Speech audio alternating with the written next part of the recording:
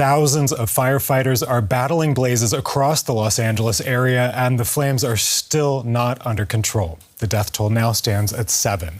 U.S. President Joe Biden is calling the fires the most widespread and devastating in California's history.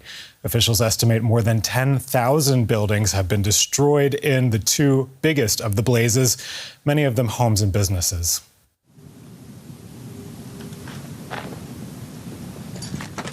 Orrin Waters and his son Orlando are returning to his house in Altadena for the first time since it burned to the ground.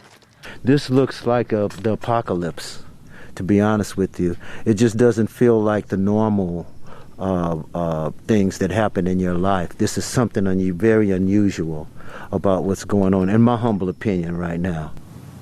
His home was engulfed by the wildfires that tore through their neighborhood.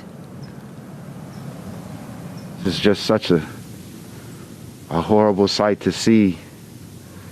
You know, all of these years, you know, my childhood was in this home. I learned how to swim in that pool with my children.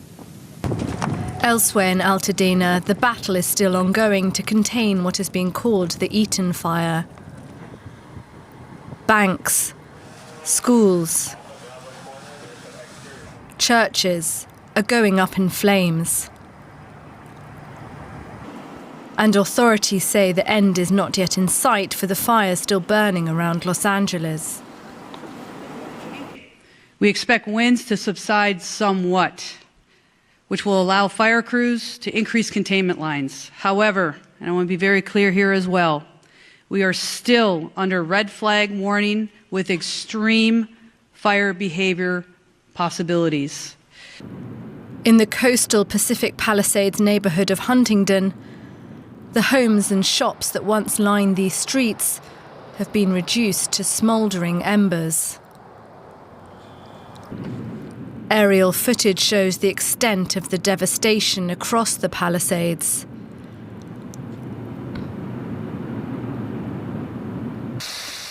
Here in a park in the Hollywood Hills, firefighters worked through the night to extinguish another blaze. It came within 300 meters of the famous Sunset and Hollywood boulevards. This fire was put out, but several more rage on. Orrin is wearing the only clothes he now owns. All that is left of his family home is memories. DW reporter Stefan Simons has been covering the fires for us. Stefan, tell us what you're seeing there. What I've seen is utter destruction everywhere you go. The three big fires here are the Palisade fires. This is where we are, right at the edge of it. This is a staging ground for the LA Fire Department as well as the LA Police Department. If you would look this side, you will see that this fire, this Palisade fire, came really that close to this highway, to this parking lot here. Everything is scorched on the other side. Everything there on the other side is really destroyed. Businesses, communities, homes, churches, temples, synagogues, everything is almost gone there. Now, those firefighters here put up a valiant fight against the fire, but we talked to a crew from San Francisco, which is now here, and you know, they're from all over California now, firemen trying to help here, because this fire, the Palisade fire, is still expanding. The evacuation orders and evacuation warnings are still expanding. More people have to leave their homes because this fire is still very much active and 0% contained. The same is true for the Eaton fire. This is in the Pasadena area, also utter destruction there, really devastating also. And the last one is the so-called Sunset fire, which is in the Hollywood Hills. That seems to be not under control, but stopped for now. And that's a good thing, because it was just literally that close, fire department told us, and firefighters told us, that close, that the fire would have jumped into the neighborhoods and down to Sunset Boulevard. That would have been a massive disaster. Now, the disaster here is big enough, I tell you that. Again, those firefighters, they are on it for like 2 days now straight. afraid, they're exhausted, they need relief crews, and they're arriving soon. This night, here, local time, the winds are expected to pick up again, and that means more fires and a re-emergence of maybe ferocious fire, small fire tornadoes or storms, if you like. Let's see what the next hours bring. And you say the firefighters, some of them have been working 48-hour shifts. Authorities are admitting that they really still don't have this under control. What's next, Stefan? Well, next is really hoping for Mother Nature to help, and that means those winds that have to go. Sandana winds. We're not talking about what we had on 48 hours ago here with almost 100 miles per hour tornado strength wind gusts. We're talking 40, 50, 60 miles an hour, but that's bad enough still for this fire.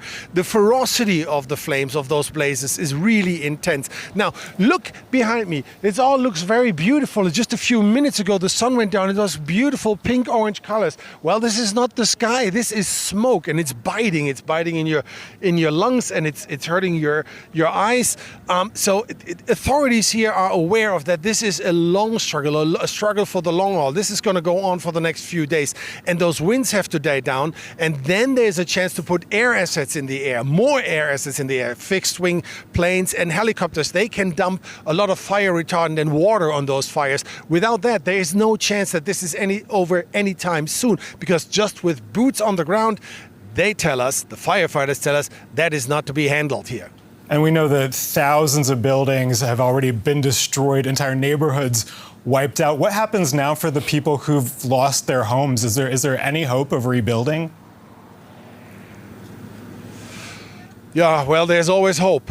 Most of the people here, because it is very posh, you would say, or affluent neighborhood, they for sure have insurance for this. But the insurance premiums will go up, and this is going to be a hassle. This can take years to rebuild your home here if you file an insurance claim.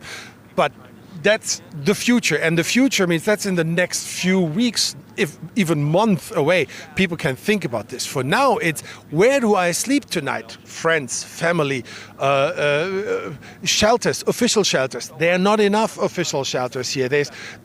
Officials here, the city tries, the state tries, gymnasiums, schools, libraries. This is all going to be made available and turned into shelters. But, it's tough going, and for a lot of people, it's very, very, very frustrating, cumbersome, and there's a lot of hurt here in LA with people. DW Stefan Simons for us there in Los Angeles. Thank you so much.